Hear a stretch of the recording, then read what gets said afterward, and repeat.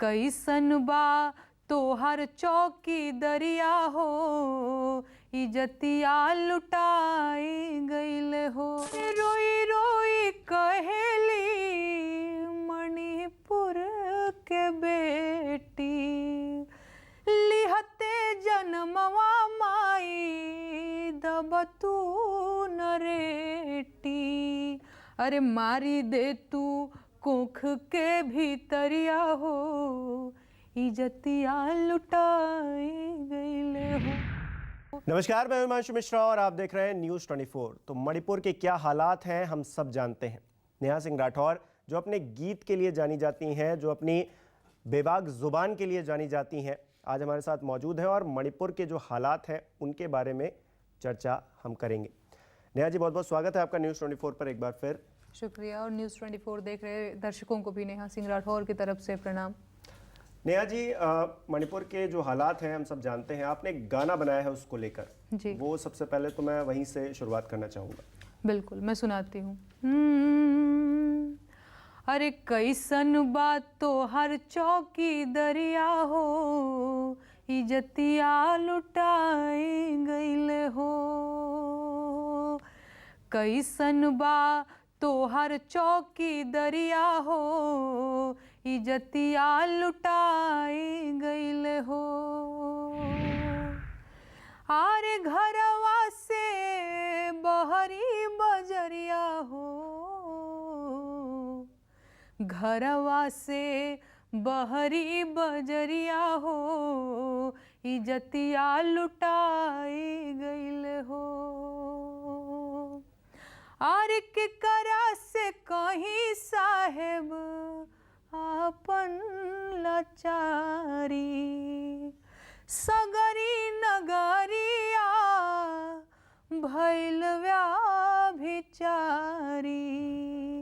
खींच ले देह से लुगरिया हो, इजतिया लुटाई गईल हो। नेहा जी, जो लोग क्योंकि ऐसा नहीं है कि हर कोई ये गीत समझ पाए, तो हमारे दर्शकों के लिए बताइए कि इस गीत पे आपने क्या कहने की कोशिश की है, क्या कहा है एग्जैक्टली? हाँ, मैंने इस गीत में ये बताने की कोशिश की है कि भाई चौकीदार जी, चौकीदार के रहते रहते दिन दहाड़े घर में लूट पड़ जाए, डकैती पड़ जाए, इज्जत लूट जाए, तो आपकी चौकीदारी पे लानत है। चौकीदारी यानी?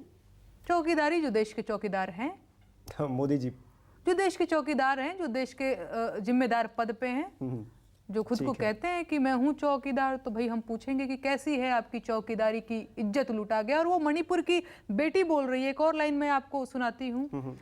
अरे रोई रोई कहेली मणिपुर के बेटी, लिहते जन्मवा माई दबतू नरेटी। अरे मारी दे तू कोख के भीतरिया हो, इजतिया लुटाई गईल हो।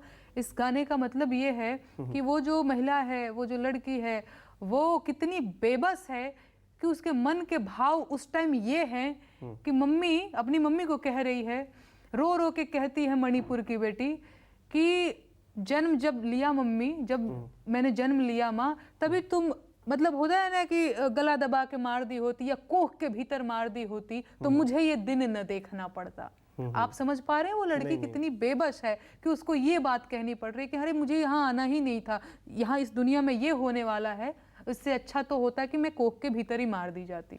जी। अभी आपने हाल फिलहाल में एक एमपी को लेकर गाना बनाया था। आप के सोशल मीडिया पे देखा कि उसका अगला पार्ट भी आने वाला है। और इस बीच ये मणिपुर की घटना हो जाती है। एक महिला होने के नाते किस तरह से इस घटना को आप देखती हैं?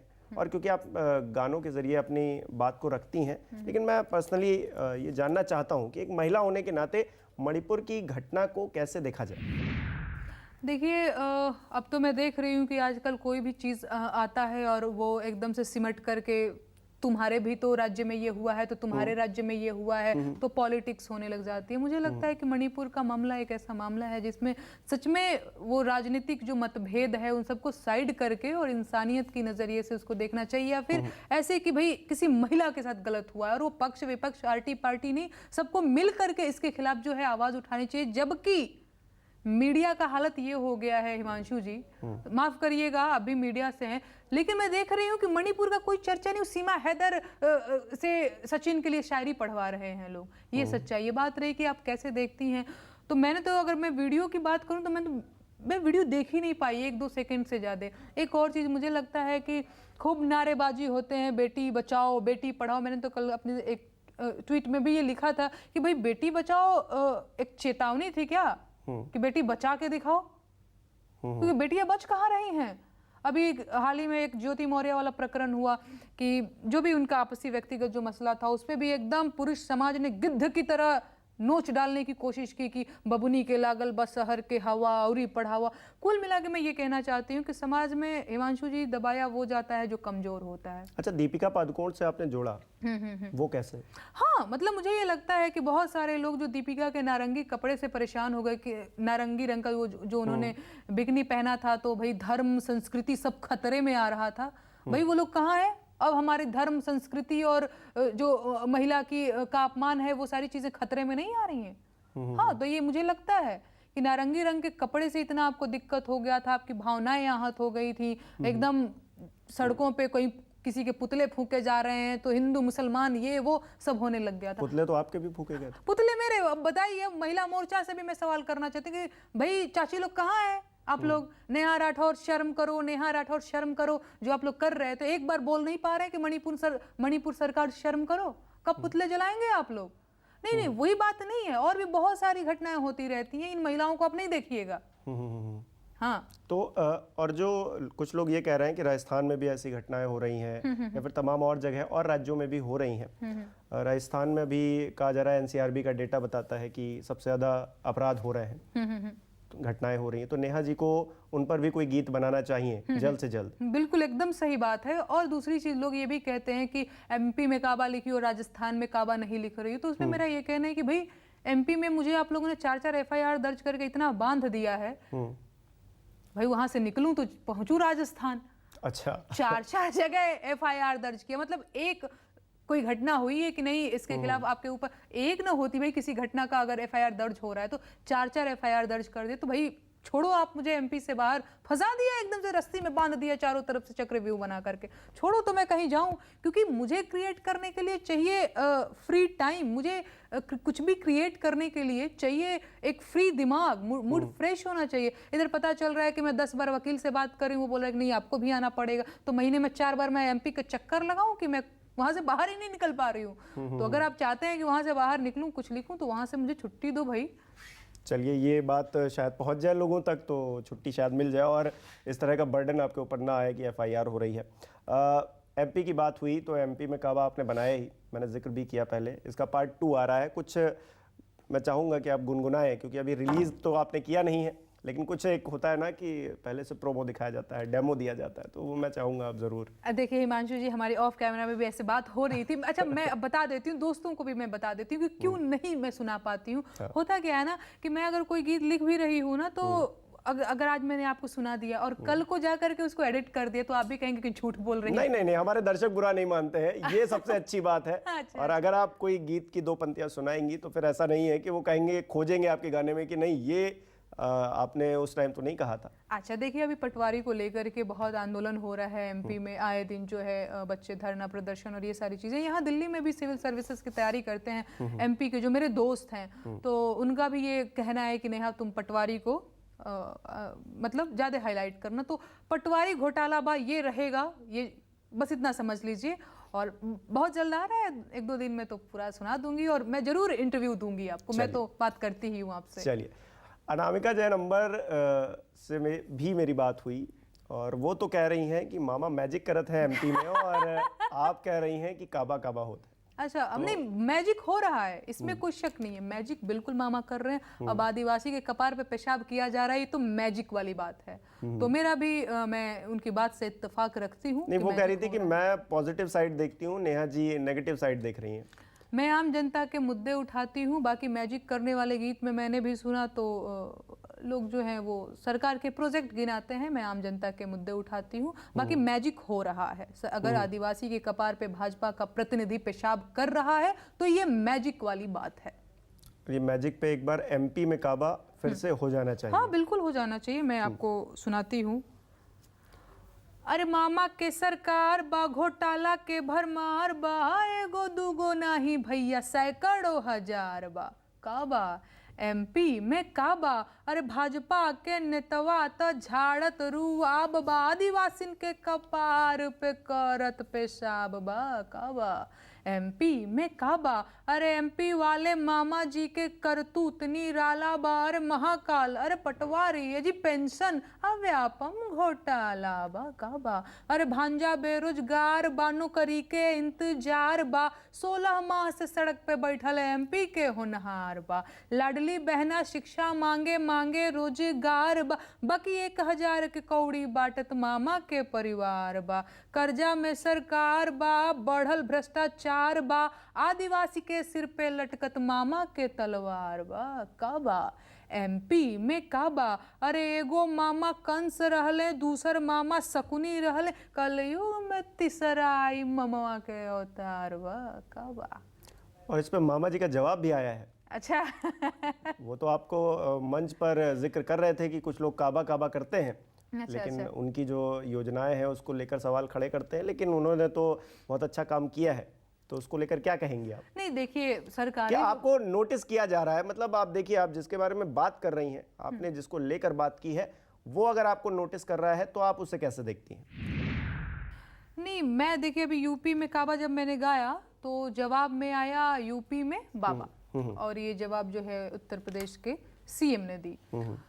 तो कई सारे लोगों ने मुझे कहा कि ये तो बड़ी उपलब्धि हो गई भाई, तुम्हारी विधानसभा में सीएम साहब जवाब दे रहे हैं। मुझे ये लगता है कि ये मेरा जवाब नहीं है। अगर मैं बेरोजगारी की बात कर रही हूँ, अगर मैं महंगाई की बात कर रही हूँ, अगर मैं पूछ रही हूँ कि मंत्री के बेटवा बड़ी रंगदार बा, किसानन के छाती पे रौंदत मोटर कार बा, अरे ये चौकीदार बोला के जिम्मेदार बा, और अब इधर से जवाब दे दें बाबा तो मुझे नहीं लगता कि मैं संतुष्ट हो पाऊंगी इस जवाब से। या फिर मैं पूछती हूँ, कोरोना से लाखन मर गईले, लाशन से गंगा भर गईले, टिकठी या कफन नोचत कुकुर बिलार बा, ए बाबा का बा? बाबा ये जवाब है? ये जवाब नहीं है और मैं नहीं मानती। और एक चीज़, कई बार लोग कहते हैं कि तो बाबा हैं बाबा हैं, मेरे सिर्फ एक ही बाबा थे और वो अब इस दुनिया में नहीं रहे। 2017 में उनका जो है तो बाबा और कोई है नहीं। आप उत्तर प्रदेश के सीएम की हैसियत से बैठे हुए हैं तो आप सीएम साहब हैं, इसमें कोई शक नहीं है। और बाबा कोई है नहीं और जवाब बाबा है नहीं। दूसरी चीज़ की यहाँ पे मामा, और ये कोई मामा और बाबा नहीं होता है ना, एक ही मामा होते हैं, एक ही बाबा होते हैं, ऐसा कुछ नहीं होता है। और ये मेरा जवाब कहाँ है? काबा काबा करते ही जवाब है? ये तो हुआ ना कि भाई ये तो ऐਵੇਂ ही कोई लोग हैं, अरे गरे आए। अरे भैया हम आपके वोटर हैं, ऐसे अब बच तो पाओगे नहीं, है ना। लोग तो ऐसे बताते अरे हाँ है कोई ऐसी काबा काबा करती रहती है। तो मैं तो खैर आम जनता के जो मुद्दे होते हैं मैं काबा के थ्रू सरकार तक पहुंचाने का काम कर। आप एक आम नागरिक होने के नाते और जो आपका टैलेंट है गीत लिखना और वो पेश करना उस तरह से, मैं मानता हूँ ये एक भगवान की दी हुई आपको गिफ्ट है। तो उसके ज़रिए आप जो है कुछ बदलाव की उम्मीद करती हैं। आपने एक पुराना गीत लिखा था संविधान को लेकर, और जब हमारी पिछली बार बात हो रही थी तो आप कह रही थी कि मैं उसे ज़रूर सुनाऊंगी, और हमारे दर्शक भी इंतज़ार कर रहे हैं कि वो ज़रूर सुने। बिल्कुल बिल्कुल मैं सुनाती हूँ। और बहुत अच्छा आपने कहा, मुझसे तो संविधान गीत कोई सुनता ही नहीं है, और मैंने इतना मन से लिखा था उन लोगों के लिए जो नहीं जानते हैं मौलिक अधिकारों के गीत मैंने लिखा था। थोड़ा सा लंबा है। ओ संविधान के सुन ल विचार भैया, आव समझ अपन अधिकार भैया, तो हर पहिला अधिकार हउवे समता के हो, जाति धर्म के भेद मिटे जनता के हो, केहू छोट बड़ ना बराबर भैया, आव समझयापन अधिकार भैया, 14 से 18 के सार भैया, आव समझयापन अधिकार भैया, तो हर दूसरा अधिकार ह स्वतंत्रता के हो, बोले पढ़े रहे घूमे के आज़ादी देवे हो, समुदाय व्यवसाय के आज़ादी देवे हो, 19 से 22 के गुहार भैया,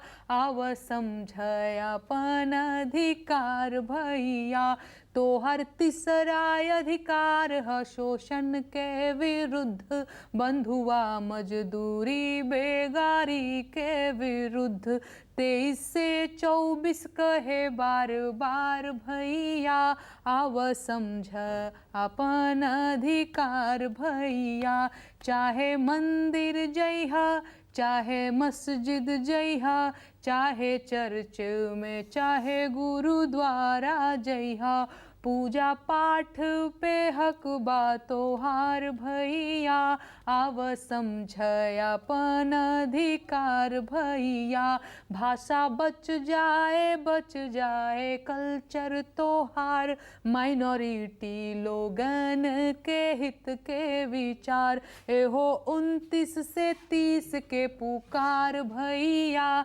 आव समझयापन अधिकार भैया, तो हर घर से भइल घर के हु गिरफ्तार, 24 घंटा में कचहरी करे खुद विचार, 32 से 35 के जुगाड़ भैया, आव समझयापन अधिकार भैया।